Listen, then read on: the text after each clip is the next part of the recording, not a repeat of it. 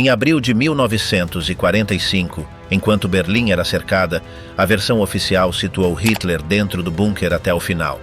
Mas uma série de depoimentos e documentos posteriores apontaram para uma possível saída prévia: Áustria, Espanha e, finalmente, um embarque rumo à América do Sul, em um submarino preparado para uma travessia clandestina. Não era uma rota improvisada, mas sim um corredor que necessitava de contatos, dinheiro, silêncios e pontos de recepção do outro lado do Atlântico. Meses depois, 2 submarinos alemães apareceram em Mar del Plata, fora de qualquer calendário militar lógico. O U-530 chegou em julho e o U-977 em agosto, ambos sem hastear a bandeira negra de rendição, com diários de navegação destruídos e explicações incompletas sobre seus movimentos. A polícia argentina relatou 2 pessoas desembarcando de um submarino em uma praia deserta. Na Patagônia Argentina, uma propriedade chamada Inalco havia sido projetada em 1943 pelo arquiteto mais importante da região, com plantas escritas em alemão, com uma rampa para hidroaviões e uma distribuição interna idêntica à residência alpina de Adolf Hitler. A isso se somaram testemunhas que afirmaram ter visto Hitler anos depois em território argentino. Hitler realmente saiu do bunker antes de 30 de abril? Por que os submarinos chegaram tão tarde e com registros eliminados? A Kriegsmarine planejou em segredo a evacuação de Hitler para a Argentina desde 1943.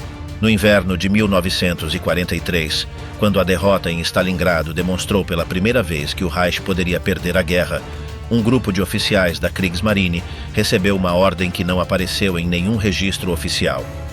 A tarefa não era projetar uma nova ofensiva nem reorganizar as linhas defensivas do Atlântico. Era planejar a evacuação de pessoas específicas, capitais específicos e documentos específicos rumo a um destino no extremo sul do continente americano. A ordem chegou em um momento em que a cadeia de comando do Reich ainda funcionava com precisão, antes que o colapso dos últimos meses transformasse cada transmissão em um risco. Os oficiais que a receberam eram especialistas em navegação de longo alcance com experiência no Atlântico Sul. Não eram os homens que afundavam comboios no Atlântico Norte, eram os que conheciam as correntes austrais, os padrões meteorológicos do extremo sul do hemisfério e as possibilidades de navegação em águas onde a presença aliada era mínima. Sua missão exigia precisamente esse conhecimento. O que os arquivos de inteligência parcialmente desclassificados permitem reconstruir é que esse planejamento não ocorreu em um único momento nem sob um único nome. Evoluiu em fases sucessivas à medida que a situação militar do Reich se deteriorava. A primeira fase, conhecida em círculos restritos de inteligência sob o codinome de Aktion Adlerflug, Operação Voo da Águia, começou em 1943 e incluiu não apenas traslados marítimos, mas também voos secretos para pontos intermediários no Atlântico Sul. A segunda fase, já focada especificamente no Atlântico Sul e nos desembarques na costa patagônica, recebeu o nome de Aktion Feuerland, Operação Terra do Fogo, e foi ativada em 1944. Ambas as operações compartilhavam uma infraestrutura logística e uma cadeia de comando que excluía os canais ordinários de comunicação da Wehrmacht e da Kriegsmarine, para evitar que os serviços de decodificação aliados pudessem interceptar suas transmissões. Mas foi uma terceira operação, posterior às 2 anteriores, que, segundo os investigadores que trabalharam com esses arquivos, tinha o objetivo mais sensível. Seu nome era Aktion Übersee Süden, Operação Ultramar Sul, e sua finalidade declarada nos documentos que a mencionam era colocar a salvo Adolf Hitler, Eva Braun e um séquito de pessoas de confiança selecionadas pelo próprio Führer. Essa operação era, na terminologia da inteligência militar, uma operação de extração de máxima prioridade, o tipo de missão que se planeja com anos de antecedência, que exige coordenação entre múltiplas estruturas e que é ativada quando o cenário que a justifica se torna inevitável. A lógica operacional partia de uma premissa que os altos comandos navais alemães aceitaram em particular muito antes de ser admissível em público, que a guerra poderia ser perdida e que perdê-la sem ter assegurado a continuidade do movimento seria um fracasso duplo. Os objetivos de extração eram 3 categorias de ativos. A primeira eram divisas e reservas de ouro do Reichsbank, transferíveis antes que os aliados pudessem confiscá-las. A segunda eram documentos técnicos e científicos confidenciais, em particular os relacionados aos programas de armamento avançado que o Reich havia desenvolvido durante a guerra. A terceira categoria, a mais delicada, era a dos hierarcas, os homens cuja captura por parte das potências aliadas teria consequências políticas e jurídicas que o Estado-Maior queria evitar a todo custo. O destino não foi escolhido ao acaso. A Patagônia Argentina oferecia condições que nenhum outro território do hemisfério sul podia igualar. Sua extensão superava a de vários países europeus combinados. Sua costa atlântica tinha mais de 4.000 quilômetros de litoral, com baías, enseadas e acessos de águas profundas que não constavam em nenhuma carta de patrulha aliada. A Marinha Argentina, com meios limitados e vontade política ambígua, não podia exercer controle efetivo sobre mais de 10% dessa linha costeira. Para um submarino de longo alcance com tripulação experiente, aproximar-se da costa patagônica sem ser detectado não era uma operação de alto risco. Era uma operação de rotina. Os submarinos escolhidos para essas missões pertenciam ao tipo que os próprios oficiais alemães chamavam de os Lobos Cinzentos do Atlântico Sul. Embarcações da classe 9C, com um raio de ação superior a 16.000 milhas náuticas, capazes de operar durante meses sem necessidade de reabastecimento em Porto Amigo. Não eram os mais velozes da frota, mas eram os únicos que podiam fazer o trajeto dos portos alemães do Báltico até o Rio da Prata, sem escalas técnicas em território hostil.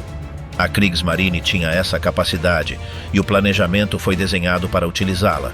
Para resolver o problema do combustível em travessias dessa duração, a Kriegsmarine havia projetado uma cadeia logística complementar que empregava veleiros de aparência neutra como pontos de reabastecimento em alto mar. Embarcações civis que operavam sob bandeiras de países não beligerantes, Espanha, Portugal, alguns países latino-americanos, posicionavam-se em coordenadas combinadas no Atlântico Central e Sul.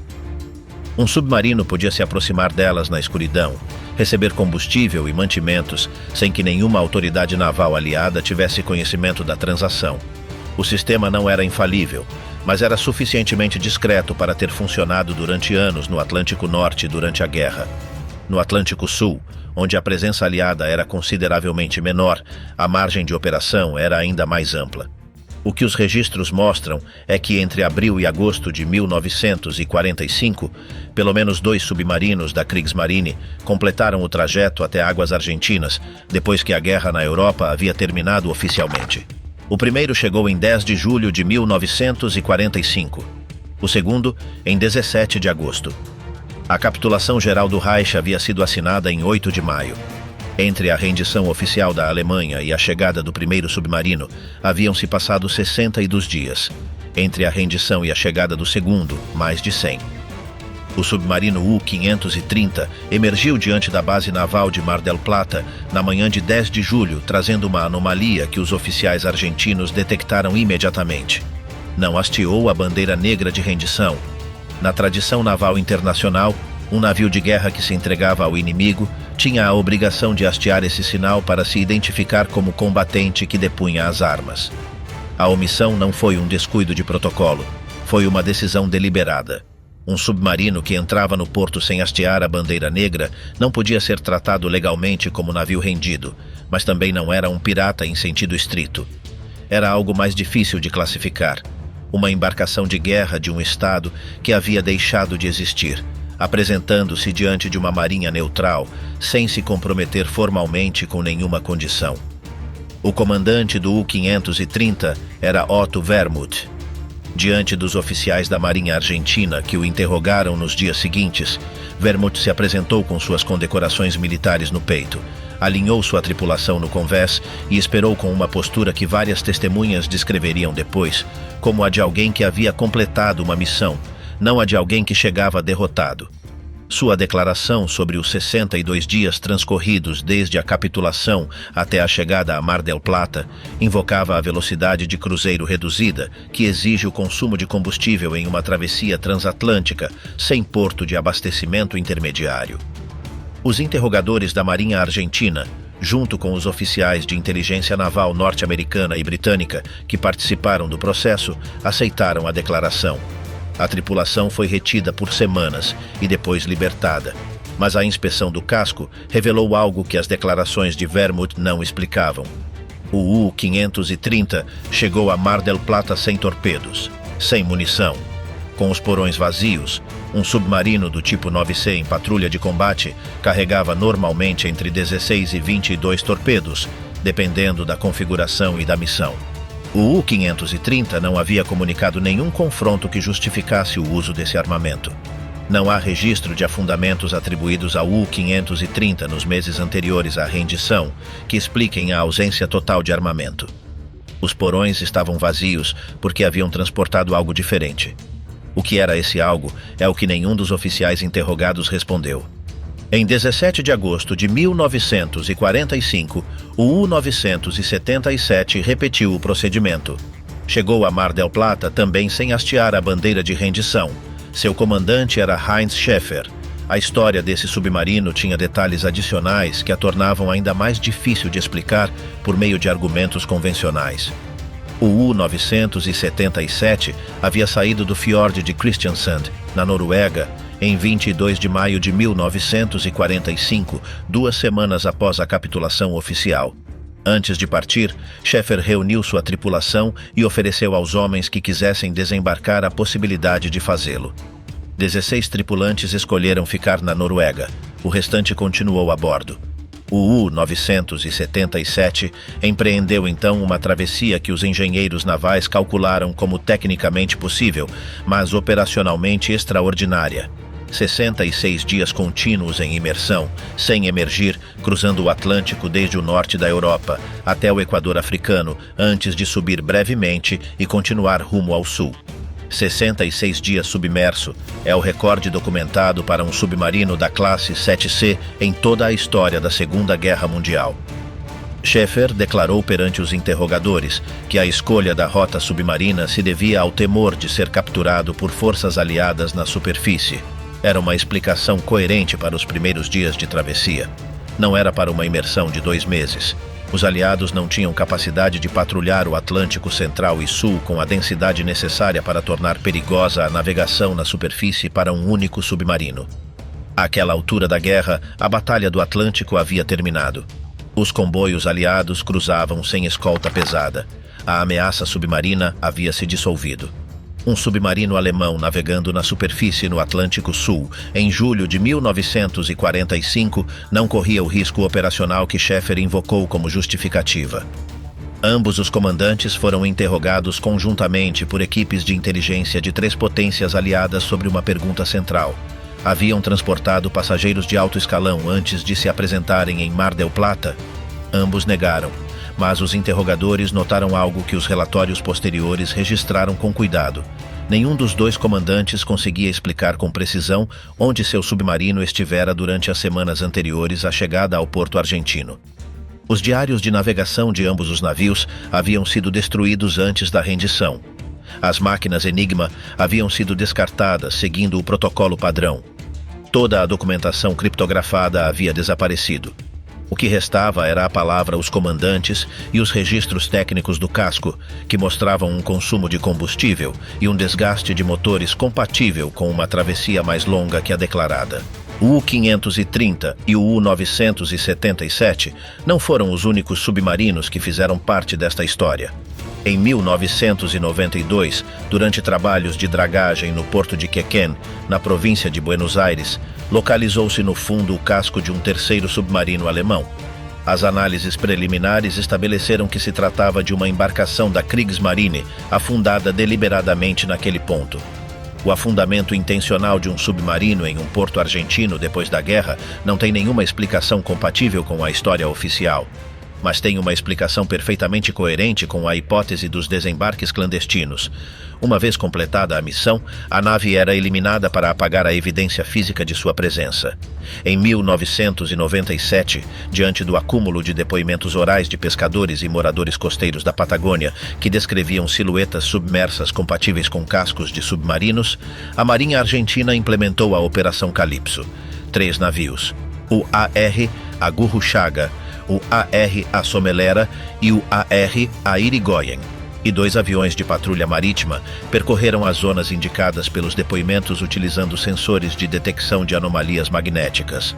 Os sensores detectaram 2 pontos com leituras compatíveis com a presença de material ferroso de grande volume no fundo. A Marinha não pôde confirmar a natureza exata do material, mas confirmou que algo estava ali.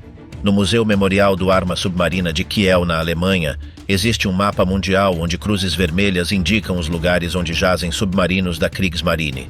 Sobre o Golfo de San Matias, na Patagônia Argentina, há uma dessas cruzes. As testemunhas da Marinha Argentina que participaram da recepção dos 2 submarinos que se renderam oficialmente deixaram declarações que circularam internamente durante anos. Vários descreveram que os submarinos entraram no porto com uma disciplina e uma ordem que contrastavam com o que se poderia esperar de tripulações que passavam meses no mar após o colapso de seu país. Os homens não mostravam sinais de desorientação nem de esgotamento extremo. Agiam como pessoal que havia completado uma missão. A distinção era sutil, mas consistente em vários depoimentos independentes. Há outro detalhe que os registros da inspeção estabelecem com clareza. As máquinas Enigma de ambos os submarinos haviam sido destruídas antes da rendição, seguindo o protocolo padrão da Kriegsmarine para evitar que o equipamento de criptografia caísse em mãos inimigas. Esse protocolo era compreensível em tempo de guerra. Em julho e agosto de 1945, a guerra já havia terminado há 2 ou 3 meses.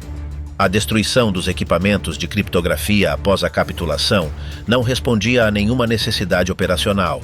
Respondia à necessidade de eliminar registros de comunicações. As comunicações que esses equipamentos haviam processado durante os meses anteriores à rendição eram exatamente o que qualquer investigador de inteligência gostaria de recuperar para reconstruir as últimas missões desses submarinos. Nas costas de Camarones, na província de Chubut, uma testemunha chamada Juan Truco lembrou-se de ter visto, no inverno de 1945, sendo ainda uma criança, vários homens uniformizados que se deslocavam em barcos a remo pela baía em frente à estância Santa Helena, ao norte do vilarejo. Os homens carregavam aparelhos de rádio. Os moradores da estância não souberam então que explicação dar ao que viram. Truco lembrou-se com precisão porque foi a única vez em sua infância que sentiu medo sem entender o porquê. Também circularam em Camarones, durante as décadas seguintes, relatos sobre um cidadão que se apresentava como dinamarquês, mas cujo idioma e comportamento não coincidiam com essa origem, e sobre caminhões que, à noite, trasladavam tanques de combustível da empresa Astra até a praia. Esses relatos não têm um nome, uma data ou uma identidade verificável. Mas sua geografia e sua cronologia se encaixam com uma precisão que nenhuma explicação alternativa conseguiu desacreditar. O que esses submarinos transportaram e a quem é o que torna necessário entender quem passara os 18 meses anteriores construindo a logística para recebê-los. Essa pessoa tinha um nome, e seu desaparecimento do bunker de Berlim na noite de 1º de maio de 1945 é tão inexplicável quanto a chegada desses submarinos à costa argentina. O homem que financiou essa rede, que conhecia cada nome e cada coordenada da operação, desapareceu de Berlim sem deixar rastro verificável no momento exato em que a rede estava operacional. O que esse homem fez nas horas seguintes ao seu desaparecimento explica por que tudo o que veio antes foi possível. Martin Bormann e a logística da fuga. Martin Bormann não aparece nas fotografias que o mundo associa ao poder nazista. Não está nas imagens dos desfiles de Nuremberg nem nas cerimônias da chancelaria do Reich. Não há retratos seus nos gabinetes dos ministérios, nem menções ao seu nome nos discursos que o regime transmitia por rádio para toda a Europa. Essa invisibilidade não era acidental. Era a condição que o tornava imprescindível. Bormann era o secretário pessoal de Adolf Hitler desde 1941, mas o título subestimava sua função real. Na estrutura de poder do Terceiro Reich, nenhum documento chegava a Hitler sem passar por suas mãos. Nenhuma solicitação de audiência, nenhum relatório de inteligência, nenhuma proposta de política econômica ou militar entrava no gabinete do Führer, sem que Bormann a tivesse lido, filtrado e decidido se merecia atenção. Controlava a agenda, o acesso físico e o fluxo de informações do homem mais poderoso da Europa. Na prática, isso o tornava o segundo núcleo de poder do Reich, sem o cerimonial que atraía a atenção sobre Göring ou Himmler, e por essa razão sem os inimigos que essa visibilidade gerava. Dentro da hierarquia nazista, Bormann havia acumulado também uma segunda função que o diferenciava de todos os outros: o controle financeiro sem fiscalização. Administrava o fundo Adolf Hitler, uma conta alimentada pelos royalties dos retratos do Führer, que apareciam em cada selo postal do Reich e em cada publicação oficial do partido. Esses royalties fluíam sem passar pelo Ministério das Finanças, nem por nenhum órgão de controle do Estado. Bormann os gerenciava diretamente, os investia a critério próprio e os transferia para onde decidia, sem prestar contas a nenhuma instância intermediária. Em um regime onde o controle do dinheiro era o controle do poder, essa autonomia financeira era uma forma de poder em si mesma. Desde 1943, esse acesso foi utilizado com um propósito específico. Investigadores que trabalharam com arquivos argentinos desclassificados nos anos 90 documentaram transferências de capitais do partido para contas em bancos suíços e argentinos que começaram a ser registradas de forma sistemática nesse período. Não eram transferências pequenas nem dispersas. Seguiam um padrão de diversificação deliberada, múltiplas instituições, múltiplas moedas, múltiplas jurisdições. O objetivo era que nenhuma autoridade aliada pudesse bloquear ou confiscar o total, mesmo que detectasse alguma das partes. O capital acumulado nessas contas no final da guerra representava uma reserva suficiente para financiar uma rede de escala considerável por anos. Para colocar em perspectiva a magnitude dessa operação, quando Adolf Eichmann foi capturado em Buenos Aires em 1960, os investigadores israelenses descobriram que ele havia vivido por uma década inteira com um padrão de vida modesto, mas estável, sem trabalho declarado, em um país onde não tinha nenhuma fonte de renda legítima verificável. O dinheiro que o manteve vinha das transferências que Bormann havia organizado anos antes. Simultaneamente, desde 1944, agentes da SS começaram a aparecer em Madrid com uma missão que os serviços de inteligência aliados detectaram, mas não compreenderam completamente naquele momento. Não eram agentes em trânsito, não buscavam documentação falsa para si mesmos, nem tentavam contato com a resistência franquista. Estabeleciam infraestrutura, aparelhos, contatos com funcionários de imigração, rotas de transporte para os portos do Mediterrâneo Sul e do Atlântico Norte espanhol. A rede em Madrid não foi desenhada para dezenas de pessoas. Estava calibrada para um número pequeno de indivíduos com necessidades de segurança extraordinárias. Em 1946, quando essa sede transferiu suas operações para Buenos Aires, fez isso com conexão direta à estrutura do governo argentino. A rota que essa rede construiu seguiu uma geografia determinada por dois fatores: a presença de instituições religiosas com autonomia em relação aos governos aliados e a existência de comunidades de imigrantes centro-europeus com lealdade ao regime derrotado. Dos pontos de saída no sul da Alemanha e da Áustria, a rota descia para o norte da Itália, onde uma cadeia de monastérios no Tirol e no Vêneto funcionava como pontos de trânsito com acesso à documentação.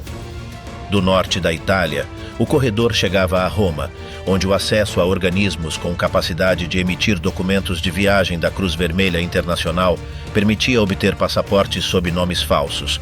O nome-chave dentro dessa estrutura romana era o bispo croata Alois Rudal, reitor do Pontifício Instituto Teutônico de Santa Maria dell'Anima, que facilitou documentação para um número não determinado de oficiais alemães e colaboradores.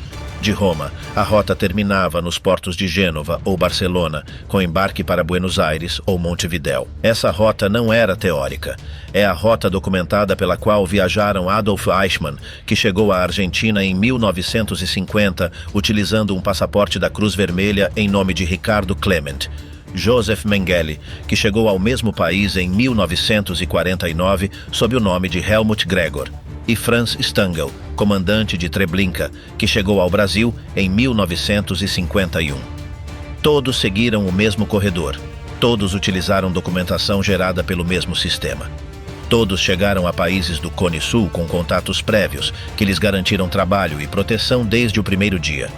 O que os arquivos não respondem é se Bormann utilizou essa mesma rota. Na noite de 1º de maio de 1945, no dia seguinte à morte oficial de Hitler, o bunker de Berlim organizou uma tentativa de fuga em direção às linhas soviéticas. Bormann saiu nesse grupo. Os depoimentos dos sobreviventes que conseguiram escapar divergem sobre o que aconteceu com ele. Alguns declararam tê-lo visto cair nos combates perto da ponte de Weidendam. Outros não souberam precisar seu destino. O Tribunal Internacional de Nuremberg o julgou à revelia em 1946 e o condenou à morte por crimes contra a humanidade. A sentença foi proferida sobre um homem cujo paradeiro ninguém conhecia com certeza. Em 1972, durante obras de construção em Berlim, foram localizados restos ósseos em uma área próxima à ponte de Weidendam, que os peritos forenses alemães identificaram como pertencentes a Bormann. A identificação baseou-se na comparação de registros dentários. Em 1998, um teste de DNA comparou os restos com material genético fornecido por um parente de Bormann e confirmou a identificação. O Estado alemão encerrou o caso. No entanto, vários investigadores que trabalharam durante os anos 90 com arquivos de inteligência de diferentes países apontaram inconsistências na cadeia de custódia desses restos. O fragmento ósseo identificado em 1972 não foi encontrado em uma escavação forense controlada. Apareceu durante obras civis em circunstâncias que não permitiram uma documentação arqueológica do contexto.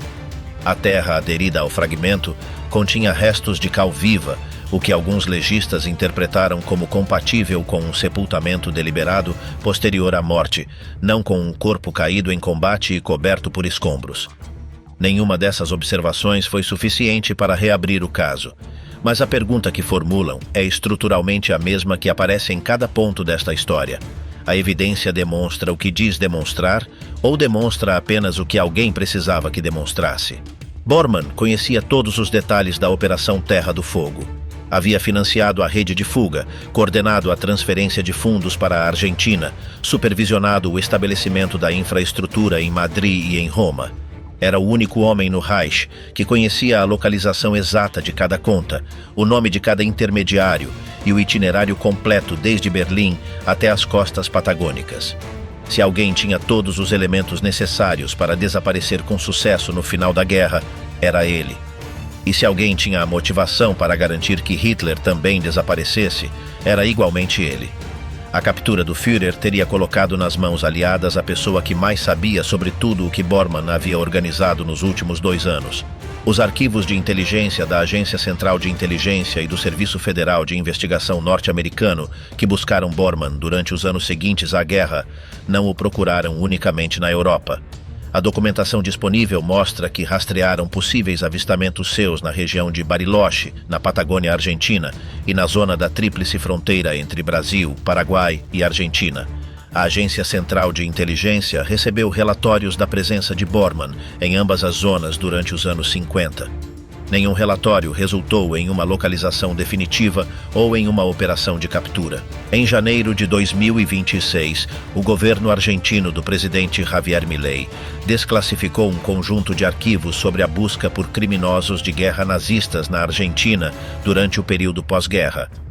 Entre esses documentos figuravam expedientes sobre Bormann. Os arquivos revelaram que a Argentina havia tentado, com resultados pífios, rastrear seu paradeiro a partir de informações que surgiram na imprensa argentina, norte-americana, britânica e brasileira durante os anos 40 e 50. Os expedientes mostravam uma burocracia desencontrada. Os relatórios levavam semanas para chegar de um órgão a outro. As pistas se perdiam na papelada e as prisões que ocorreram afetaram pessoas que não eram Bormann. A conclusão que emerge desses documentos não é que Bormann não estivesse na Argentina. É que o Estado argentino não tinha nem o interesse real, nem a capacidade operacional para encontrá-lo caso estivesse. O dado mais revelador de todo esse período não veio dos arquivos de inteligência, mas sim de uma declaração pública. Em 1961, o Dr. Gregório Topolevsky, ex-embaixador argentino em Israel, compareceu perante a imprensa e declarou que Bormann estivera na Argentina no momento em que o Mossad sequestrou Adolf Eichmann em Buenos Aires, em maio de 1960. Que a polícia argentina sabia da sua presença no país e que Bormann fugiu para o Brasil assim que soube da prisão de Eichmann.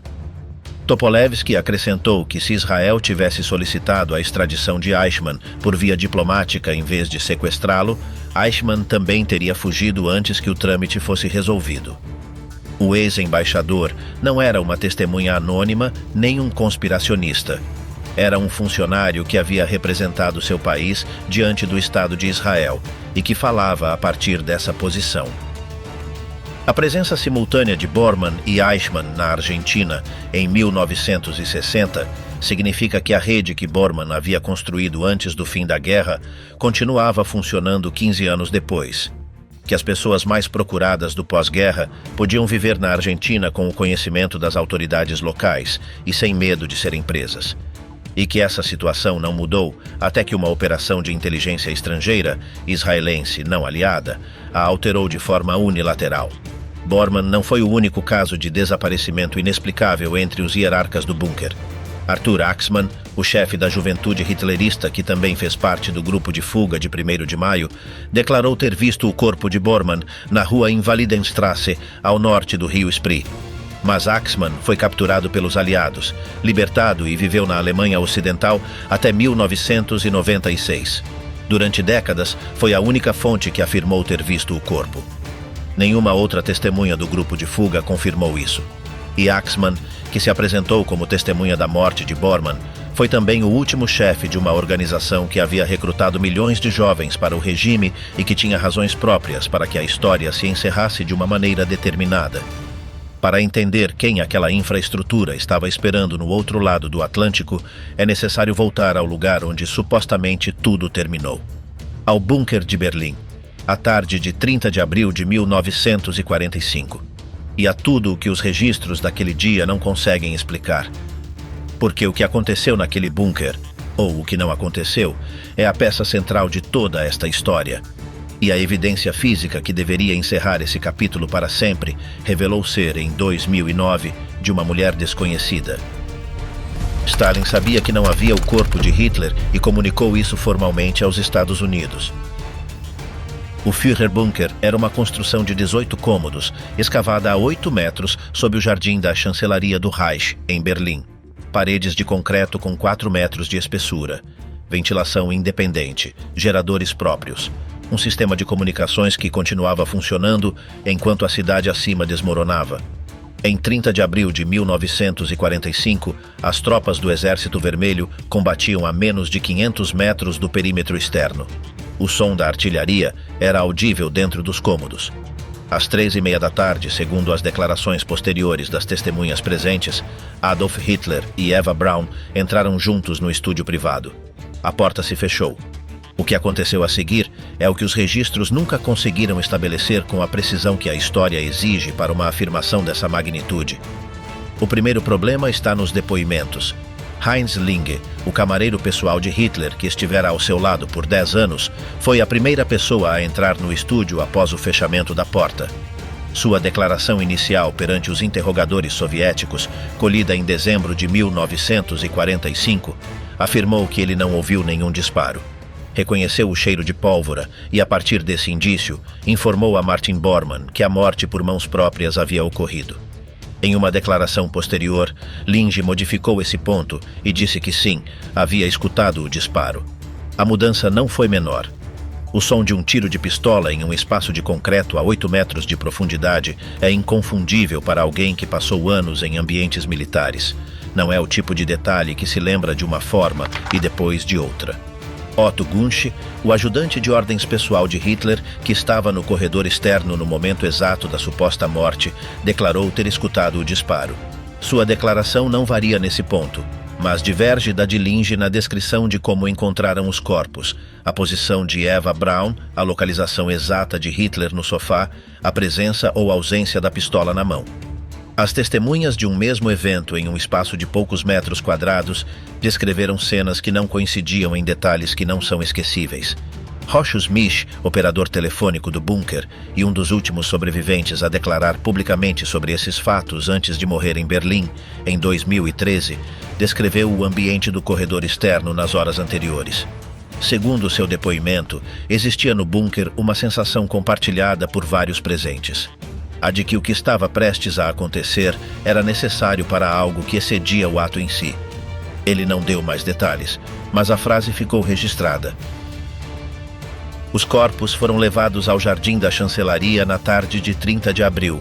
Foram encharcados com gasolina e queimados. O processo de cremação durou várias horas.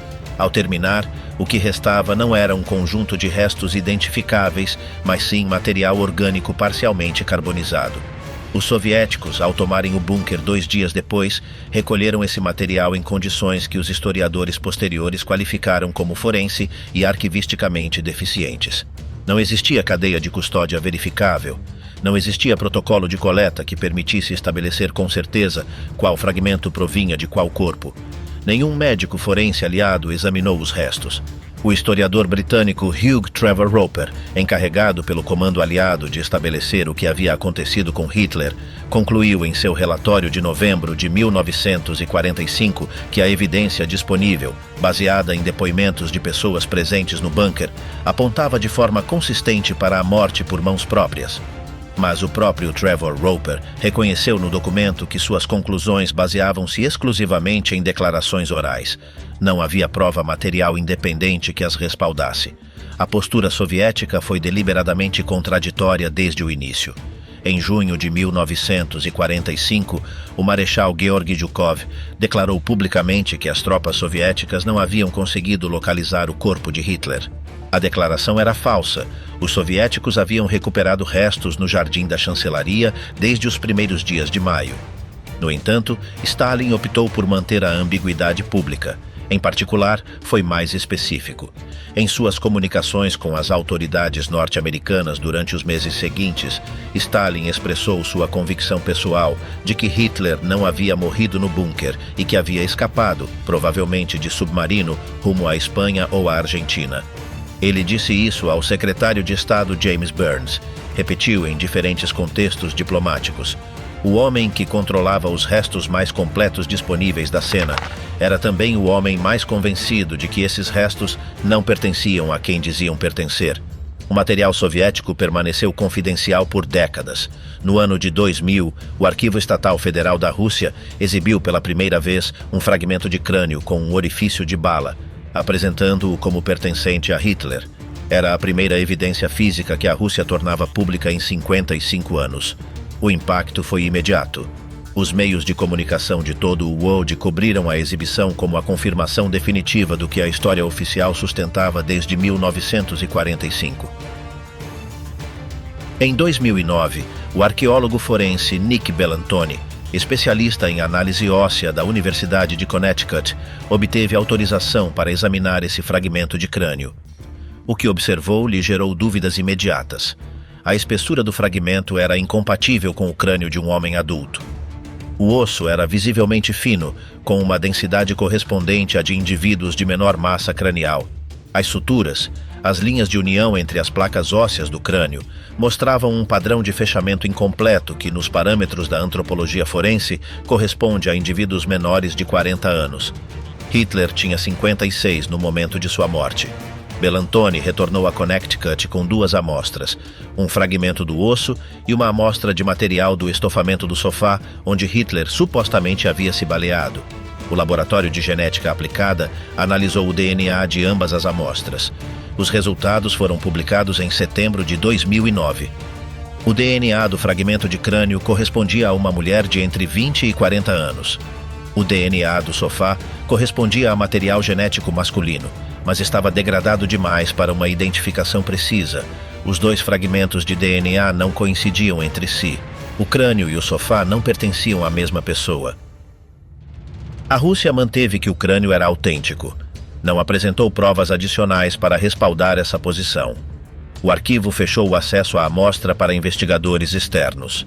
A única evidência física que o Estado russo havia apresentado em 55 anos como prova da morte de Hitler correspondia, segundo a análise de DNA independente, a uma mulher desconhecida de entre 20 e 40 anos, cuja identidade ninguém conseguiu estabelecer. Enquanto isso, a situação legal na Alemanha refletia a mesma incerteza. O Estado alemão do pós-guerra não emitiu uma certidão de óbito para Adolf Hitler em 1945. A razão era técnica e juridicamente precisa. Para emitir essa certidão, o sistema legal alemão exigia evidência forense ou depoimento suficiente para estabelecer a morte, além de qualquer dúvida razoável. Nenhuma das duas condições era cumprida.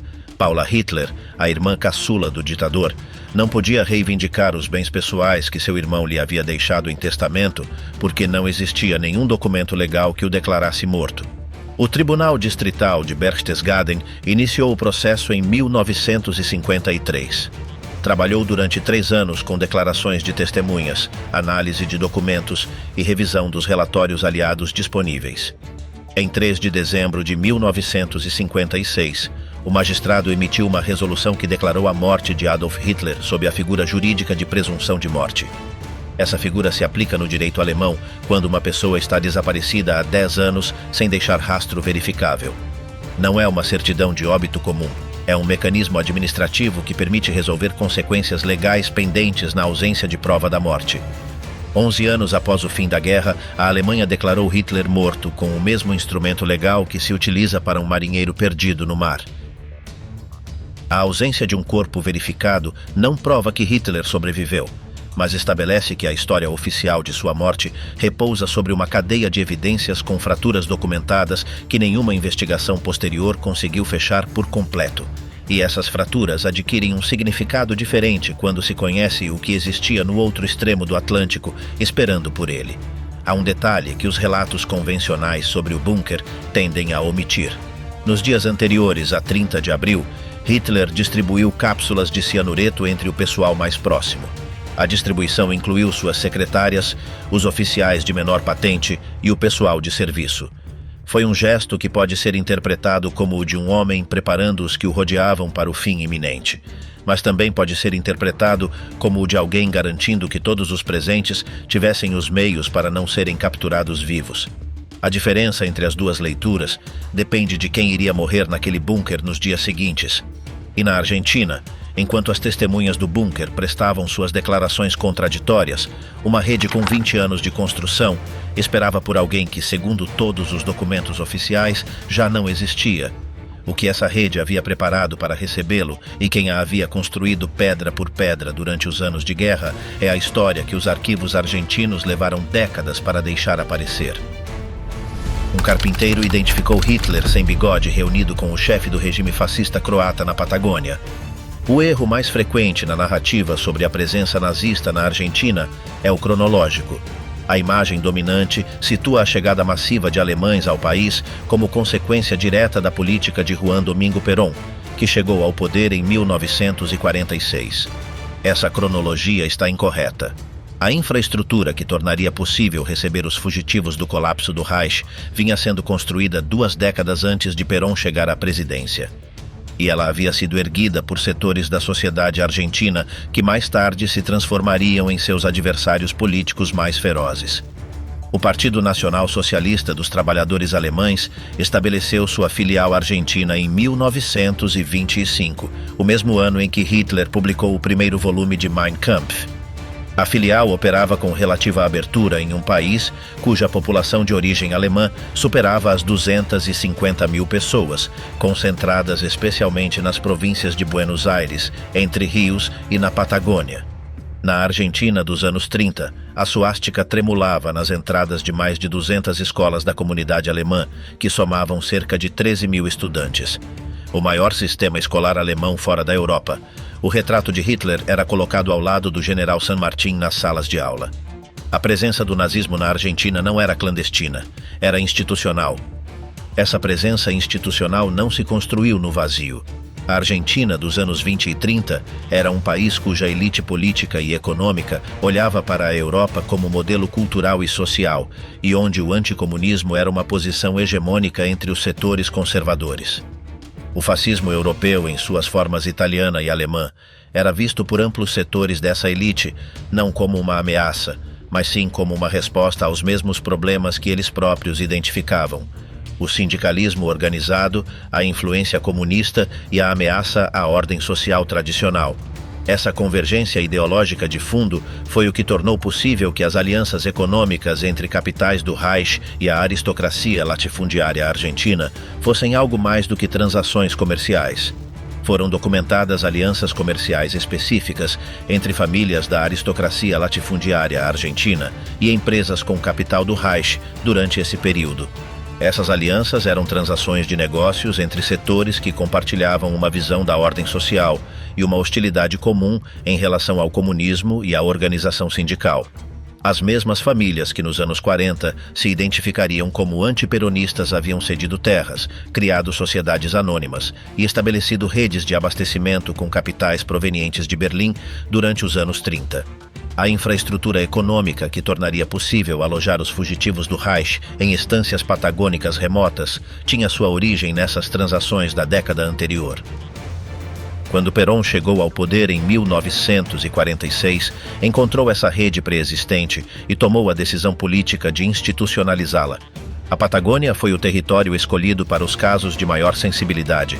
A região ocupava mais de 700 mil quilômetros quadrados, com uma densidade demográfica que, em muitas zonas, não superava um habitante para cada 10 quilômetros quadrados. As rotas de comunicação eram escassas e, em muitos trechos, dependiam de estradas de terra intransitáveis durante os meses de chuva. O controle aéreo do território era praticamente inexistente para os padrões das décadas de 40 e 50. Uma estância com acesso próprio a partir da costa podia funcionar durante anos sem contato significativo com as autoridades províncias. Os depoimentos sobre a presença de Hitler nesse território foram coletados por investigadores ao longo de décadas. Um dos mais detalhados é o do carpinteiro Hernán Nancin, que declarou ter trabalhado no início dos anos 50 em um edifício na zona andina, onde presenciou uma reunião entre um homem que identificou como Hitler, sem bigode, com corte de cabelo militar curto, e Ante Pavelić, o chefe do regime Ustaša croata que havia chegado à Argentina em 1948. A presença de Pavelić em Buenos Aires estava documentada. Ele chegou com a colaboração das redes de fuga europeias e viveu sob a proteção do governo de Perón até 1957. O segundo depoimento de peso provém da família de Mafalda de Battini, uma enfermeira que, segundo o relato de seu filho, atendeu um paciente em uma clínica particular de Comodoro Rivadavia no início dos anos 50. O paciente havia sido internado de forma reservada, sem documentação comum, e foi assistido durante um breve período por uma equipe médica reduzida. De Battini reconheceu o paciente como Hitler. O relato foi transmitido dentro da família por décadas antes de se tornar público. A geografia do depoimento, Comodoro Rivadavia fica na Patagônia, a poucas horas da costa, é coerente com o cenário que o restante das evidências circunstanciais estabelece.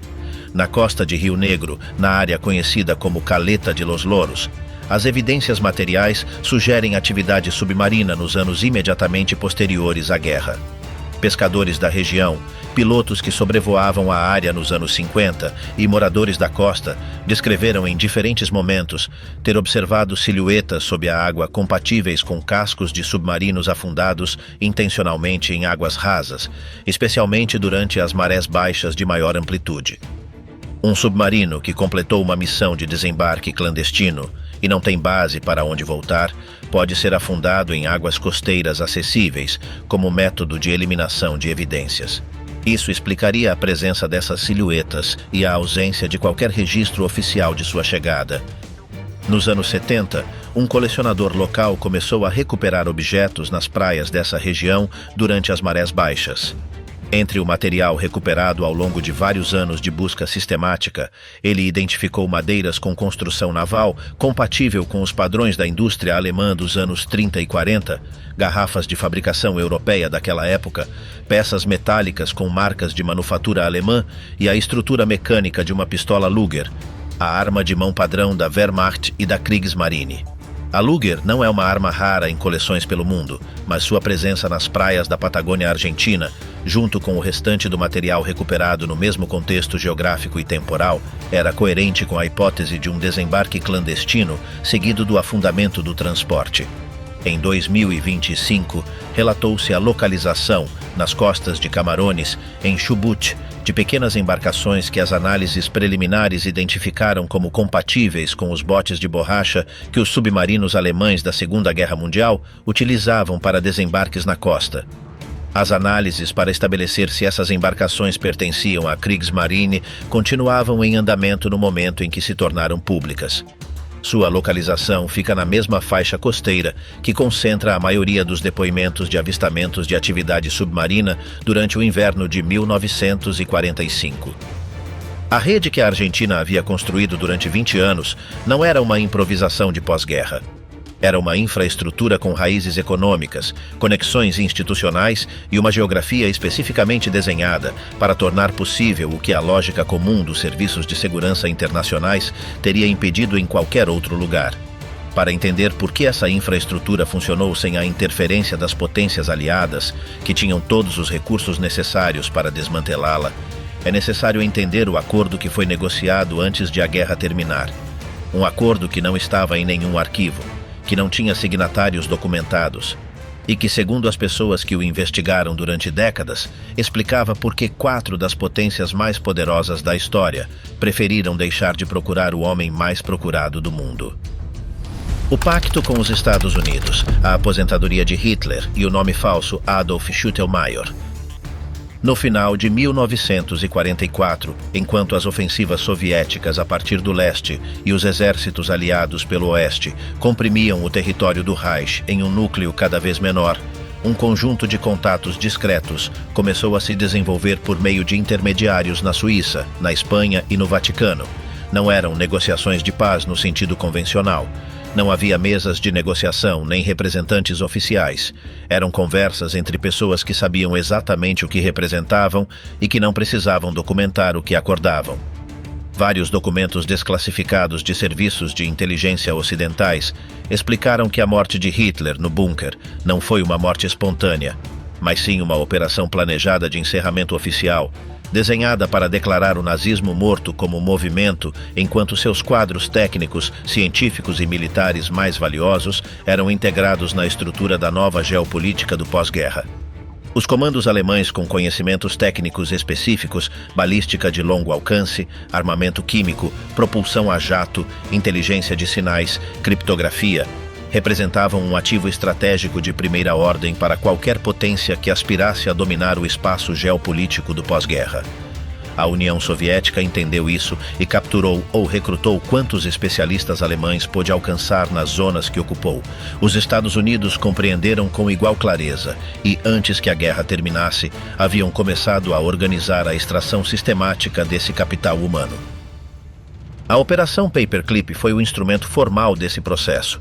Entre 1945 e 1955, mais de 1.600 cientistas, engenheiros e especialistas militares alemães foram trasladados para os Estados Unidos sob um programa que o Escritório de Serviços Estratégicos coordenou com o Departamento de Guerra.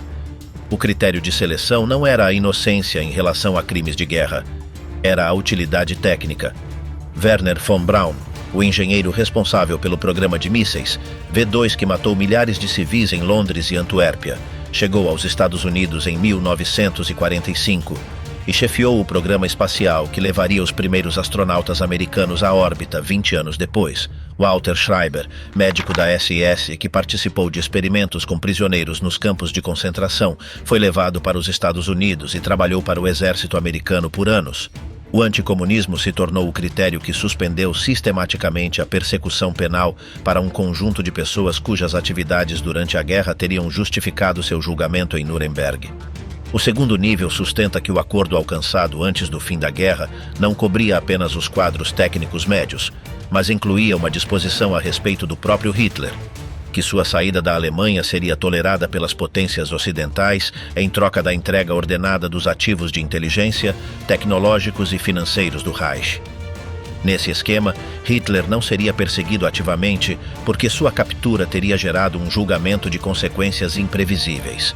Um Hitler vivo e no banco dos réus em Nuremberg teria tido a plataforma para revelar a natureza exata dos contatos entre o regime nazista e setores da elite política e financeira ocidental durante os anos 30.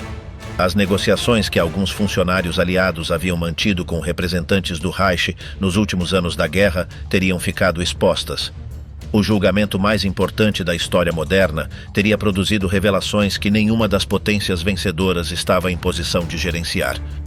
Um líder envelhecido, sem poder formal, em um país remoto e com uma identidade falsa, era uma figura que podia ser ignorada sem consequências.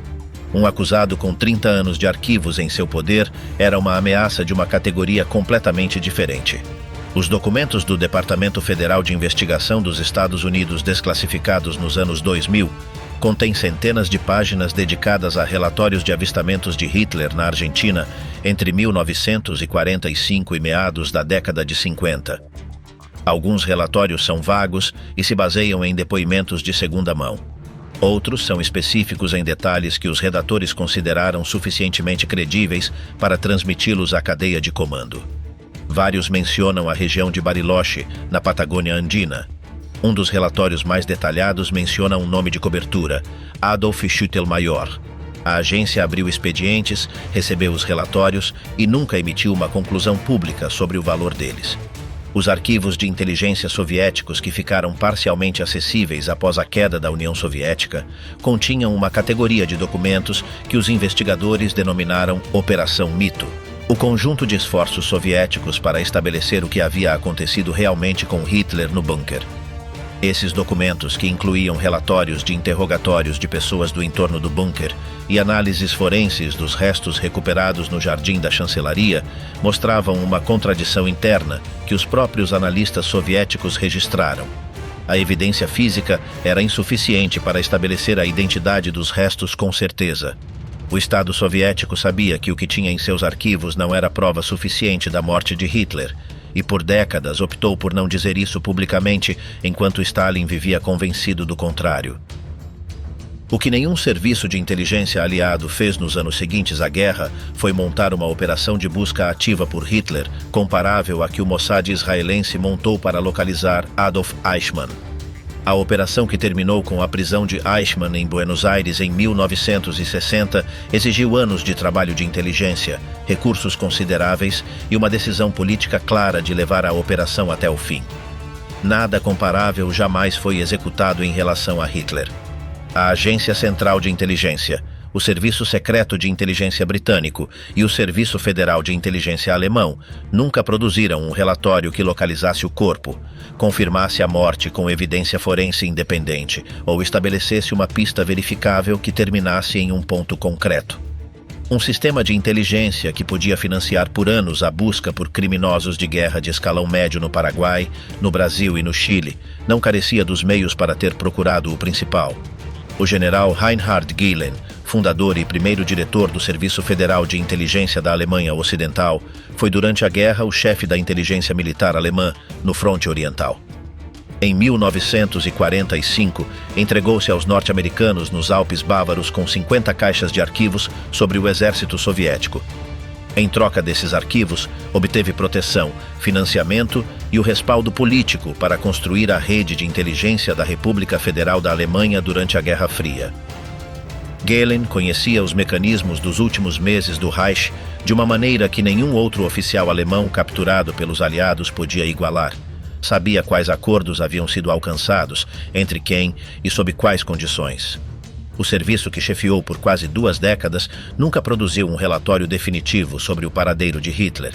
A pessoa mais bem informada e mais bem posicionada para ter resolvido o mistério não tentou resolvê-lo. A dimensão mais perturbadora do argumento não é a sobrevivência de Hitler em si. É a implicação de que o sistema internacional construído sobre a derrota do nazismo, os julgamentos de Nuremberg, a Declaração Universal dos Direitos Humanos, a arquitetura do pós-guerra, pode ter sido erguido sobre um fundamento que seus próprios arquitetos sabiam ser incompleto. Que o homem cuja derrota significou o fim da guerra mais destrutiva da história pode ter negociado sua própria saída como condição para essa derrota. E que 4 das potências mais poderosas do século XX preferiram não saber ou preferiram saber e calar. A vida na Argentina, identidade, refúgio e Eva Braun. Segundo a reconstrução desenvolvida cruzando depoimentos com o interrogatório de Heinrich Müller, chefe da Gestapo, capturado e submetido a sessões de trabalho com a Agência Central de Inteligência nos anos posteriores à guerra, o verdadeiro Hitler não estava no bunker em 30 de abril. Ele havia saído de Berlim em 22 de abril, 8 dias antes da data oficial de sua morte, a bordo de um avião com 8 pessoas. Uma dessas 8 pessoas era Eva Braun. O destino do voo era o aeroporto de Herrsching, nos arredores de Linz, na Áustria. O que o bunker recebeu naquela mesma tarde foi um duplo. Um homem fisicamente parecido com Hitler, introduzido no complexo para ocupar o lugar do original perante as testemunhas que permaneciam lá dentro. O chefe da Gestapo, em seu interrogatório com a agência, confirmou essa sequência. Müller era o homem que teria organizado operacionalmente a substituição.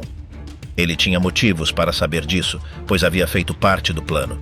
O trem que Hitler e sua comitiva deixaram em Linz durante esses 4 dias na Áustria não era um detalhe anedótico. Era um comboio carregado com ouro confiscado da Hungria durante a ocupação nazista, abandonado nos trilhos sem que ninguém jamais reclamasse seu conteúdo de forma oficial. Os depoimentos que reconstruíram a operação interpretam esse abandono como o pagamento que a rota exigia para garantir a cooperação das autoridades no ponto de trânsito. Não era dinheiro de Hitler. Era ouro húngaro que o Reich tinha em seu poder e que cedeu em troca de ninguém perguntar o que havia pousado em Herrsching, nem quem havia subido no avião seguinte. O ouro como moeda de trânsito para um passo que deveria ficar sem registro. Do aeroporto austríaco, a rota continuou em direção à Espanha. Em 26 de abril de 1945, um documento alemão localizado em arquivos argentinos registra Hitler como passageiro de um voo da Áustria para Barcelona. A base aérea espanhola de Reus, ao sul da Catalunha, foi o ponto de pouso em território espanhol. Dali, a comitiva se deslocou para o sul até as Ilhas Canárias, especificamente para Fuerteventura, onde embarcou em um submarino que empreendeu a travessia de 5.300 milhas até as costas argentinas. A duração do trajeto submarino, segundo essa reconstrução, foi de 59 dias em imersão. Do outro lado, a costa patagônica.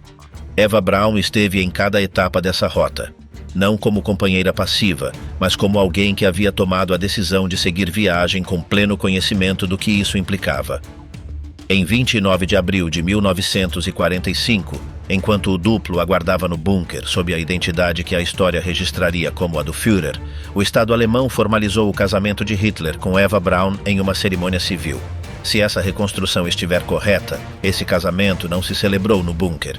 Celebrou-se em algum ponto da rota de fuga. A mulher que a história apresenta como alguém que escolheu por fim a vida junto a Hitler em Berlim, teria escolhido, na verdade, casar-se com ele a caminho da Argentina. A última carta que Braun escreveu para sua irmã Gretel está datada de 23 de abril de 1945, um dia após a data em que os depoimentos situam a saída de Berlim. Nessa carta, ela pediu a Gretel que destruísse todos os seus documentos comerciais, mas que conservasse a correspondência pessoal ou a enterrasse. Nenhum desses documentos jamais apareceu. A instrução de destruir os papéis e ocultar as cartas pessoais não é o tipo de pedido feito por alguém que acredita que vai morrer nos próximos dias. É o tipo de instrução que dá a alguém que precisa que certos registros desapareçam, porque sua vida vai continuar sob um nome diferente. A partir da margem argentina, o primeiro destino em terra foi a Estância San Ramón, a leste de San Carlos de Bariloche, na margem sul do lago Nahuel Huapi. Inacessível por estrada nos meses de inverno, alcançável unicamente por água ou por trilhas de terra que desapareciam com as chuvas. San Ramón foi um ponto de trânsito. Os primeiros 9 meses na Argentina se passaram ali, enquanto a rede completava a preparação do destino definitivo. O destino definitivo ficava a 70 quilômetros a oeste. A propriedade se chamava Inalco, 452 hectares de floresta nativa, com 5 quilômetros de costa privada sobre o lago Nahuel Huapi, no limite entre Rio Negro e Neuquén. Seu acesso era exclusivamente por água ou hidroavião. Não havia estrada que chegasse até lá. Da margem oposta do lago, com um tempo bom, era possível distinguir a silhueta da casa principal entre as árvores. Sem boas condições, ela desaparecia. Inalco era o tipo de lugar que só consta nos mapas porque alguém o desenhou expressamente. A história de Inalco começa em 1940, quando Henrique Garcia Merou, advogado portenho vinculado a empresas com capital alemão e à rede que conectava a aristocracia conservadora argentina ao Terceiro Reich, adquiriu o lote. Garcia Merou contratou o arquiteto Alejandro Bustillo, o mesmo que construiu o Hotel Lau Lau e o Centro Cívico de Bariloche. A construção terminou em 1943, em plena guerra. As plantas originais estavam escritas em alemão. A disposição interna da casa principal replicava a lógica funcional do Berghof. Salão central com lareira e grandes janelas voltadas para o lago. Vila lateral autossustentável com usina própria. Estábulo e plantações, rampa e galpão junto à água com capacidade para abrigar um hidroavião. Inalco não foi projetada para alguém que chegasse para improvisar na Argentina ao final da guerra. Foi projetada 2 anos antes de ela terminar, com instruções em alemão que o arquiteto executou sem que conste nenhuma pergunta de sua parte sobre o destinatário final.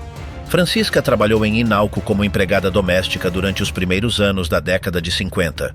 Seu depoimento descreve um homem de idade avançada que usava botas longas e jaqueta e dava ordens em alemão aos que o rodeavam.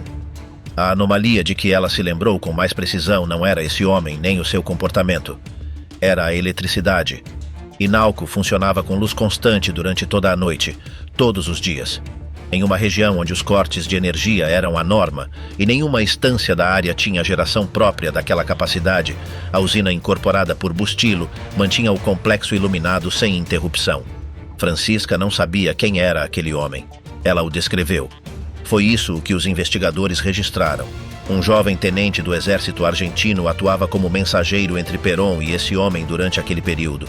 O tenente viajava de jipe a partir de Bariloche, contornando o lago, chegava ao limite da propriedade e entrava. Ao fundo de um corredor longo, com quartos nas laterais, havia um salão com janelas que emolduravam as árvores do parque em direção ao lago. Um homem sentado diante de uma escrivaninha recebia a correspondência. Não em um porão, não em um quarto sem janelas. Em uma cadeira diante de uma escrivaninha, em uma casa projetada especificamente para ele 2 anos antes de a guerra terminar. Os guarda-costas identificados em fontes locais não eram agentes particulares, eram argentinos. Um pertencia à Polícia Federal, o outro era integrante do Exército. 2 funcionários do Estado argentino em serviço ativo, designados para proteger quem o restante do mundo procurava. A proteção não era uma operação clandestina de indivíduos particulares, era uma função do aparelho de segurança do Estado. E esse Estado sabia exatamente para que os estava designando. Eva Braun conviveu com Hitler em Inalco durante aproximadamente 9 anos, segundo a reconstrução de Williams e Dunstan. Nesse período tiveram 2 filhas. A mais velha aparece identificada em algumas fontes sob o nome Úrsula, Ushi, no diminutivo que circula em certos depoimentos. A segunda, cuja identidade as fontes não sugerem com a mesma clareza. Nenhum registro civil argentino de acesso público confirma esses nascimentos. Nenhuma prova de DNA foi realizada em pessoas que tenham se apresentado publicamente como descendentes. A afirmação é a mais difícil de verificar de todo o conjunto. É também a que explicaria por que a separação posterior foi definitiva. Por volta de 1944, Braun se separou de Hitler e mudou-se para a província de Neuquén, onde teria vivido durante anos, sob uma identidade diferente. 2 pessoas que haviam chegado juntas àquele continente, que haviam construído uma vida paralela sob nomes que não eram os seus, que haviam tido filhos em um país que para o mundo não os reconhecia, tomaram caminhos separados na metade da década de 50. Braun em direção a Neuquén. Hitler rumo a um chalé mais remoto, 43 quilômetros ao sul de Bariloche, depois que a queda de Perón, em 1955, tornou Inalco uma propriedade exposta demais.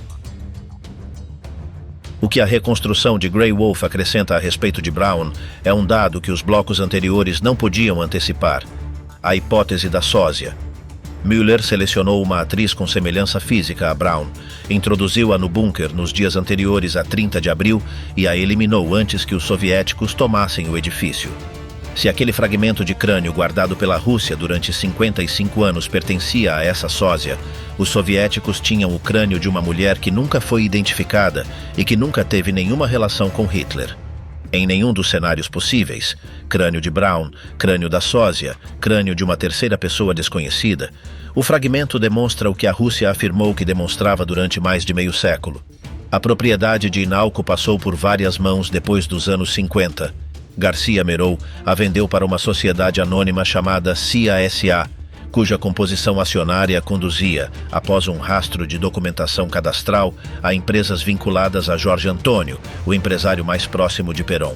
Quando Perón caiu, em 1955, o exército tomou a propriedade. Mais tarde, Jorge Antônio a recuperou e a vendeu ao banqueiro Troço. Troço morreu no México. A propriedade ficou na sucessão e permaneceu em abandono crescente. Em 2017, uma equipe de documentaristas encontrou nos arredores de Bariloche uma construção subterrânea parcialmente desmoronada compatível com um bunker. A análise não produziu conclusões definitivas. Inalco, no momento em que este roteiro foi escrito, continuava à venda. Erich Priebke viveu em Bariloche durante mais de 5 décadas com seu próprio nome, dirigiu uma escola da comunidade alemã e foi entrevistado na televisão em 1994 por um jornalista norte-americano. A entrevista foi o que acabou com seu anonimato. A extradição chegou em 1995. O fato de um oficial da SS responsável pela execução de 335 civis em Roma em 1944 poder viver décadas em Bariloche com seu nome real, sem que nenhuma solicitação de extradição chegasse durante meio século, é o parâmetro mais concreto para medir qual nível de proteção aquele ambiente oferecia. Se Priebke pôde fazê-lo com seu próprio nome, a hipótese de que alguém com mais recursos, mais proteção institucional e uma identidade desenhada especificamente para si pudesse fazer o mesmo durante mais tempo, não encontra na história daquela região nenhum obstáculo lógico. A pergunta que este bloco deixa sem fechar não é se Hitler viveu na Argentina. É quem mais sabia e o que decidiu fazer com esse conhecimento. Os guarda-costas da Polícia Federal e do Exército Argentino sabiam. O tenente que levava a correspondência sabia. Francisca, a empregada que descreveu a luz sem cortes, não sabia, mas o viu. E em algum lugar da província de Neuquén, sob um nome que os arquivos não confirmaram, há ou houve uma mulher que sabia melhor do que ninguém. Uma mulher que havia escrito a sua irmã para destruir seus papéis, que havia se casado em algum ponto de uma rota de fuga, que havia tido 2 filhas em um país que para o mundo não a reconhecia e que em algum momento de meados dos anos 50 decidiu que a vida que haviam construído juntos naquela casa de frente para o lago já não era suficiente para continuar compartilhando-a. Hitler não permanecia unicamente em Inalco. Os depoimentos coletados descrevem visitas a outros pontos do território argentino. Uma das mais documentadas aponta para o Hotel Éden, em La Falda, na província de Córdoba.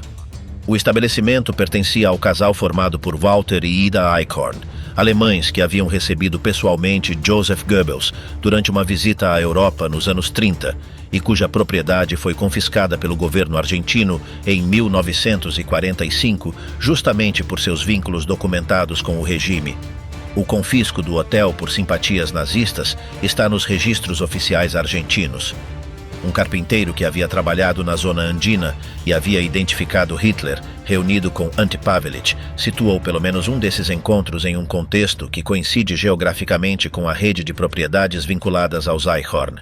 Pavelic acrescenta uma dimensão adicional ao ambiente argentino de Hitler. O líder do regime Ustaša croata, responsável pela eliminação sistemática de sérvios, judeus e ciganos em território croata entre 1941 e 1945, chegou à Argentina em 1948, utilizando a mesma rede de fuga. Viveu em Buenos Aires sob a proteção explícita do governo de Perón até 1957. Sua presença era conhecida, a polícia argentina sabia. O que o depoimento do carpinteiro estabelece é que Pavelic e o homem que identificou como Hitler se reuniram na mesma sala.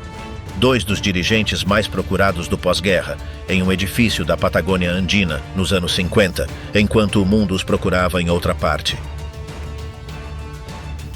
A reconstrução de Williams e Dunstan estabelece uma data para a morte de Hitler na Argentina, 13 de fevereiro de 1962. Aos 73 anos. Não em Inalco, mas no chalé mais remoto para o qual foi trasladado após a queda de Perón. As causas apontadas são um infarto e um desgaste neurológico compatível com os sintomas de Parkinson que várias testemunhas do bunker já haviam descrito em 1944. O tremor na mão esquerda, a rigidez na marcha, a dificuldade crescente para manter conversas prolongadas. Um homem que teria morrido de velho em uma casa de madeira nos Andes argentinos, cercado de pessoas que nunca falaram publicamente sobre o que haviam visto. Outros depoimentos situam a morte em uma data diferente e no Paraguai. As duas versões coincidem no fundamental: a morte de Hitler bem entrada a década de 60, na América do Sul, sob identidade falsa, sem que nenhuma autoridade o procurasse ativamente. Não há certidão de óbito sob nenhum nome de cobertura nos arquivos consultados. Não há registro hospitalar nem ata notarial. A cadeia de anonimato que começou na costa patagônica em 1945 fechou-se em algum ponto dos Andes sul-americanos, sem que ninguém que o visse soubesse, naquele momento, quem era o homem para quem estava olhando pela última vez. Essa é, em sua formulação mais precisa, a estrutura do problema. Não é uma teoria que afirma que Hitler sobreviveu. É uma acumulação de fatos documentados: os porões vazios, os diários destruídos, o crânio de mulher, a certidão de 11 anos depois, os expedientes sem conclusão negativa, os guarda-costas do Estado, a propriedade construída 2 anos antes com plantas em alemão, que estabelece que tudo o que era necessário para que a fuga fosse possível existia, que tudo o que era necessário para recebê-lo estava em seu lugar, e que tudo o que era necessário para que ninguém o encontrasse foi deliberadamente não ativado pelas potências que tinham os meios para fazê-lo. O que aconteceu exatamente nessa equação é o que os arquivos de 4 países, depois de décadas de documentação acumulada, ainda não puderam fechar.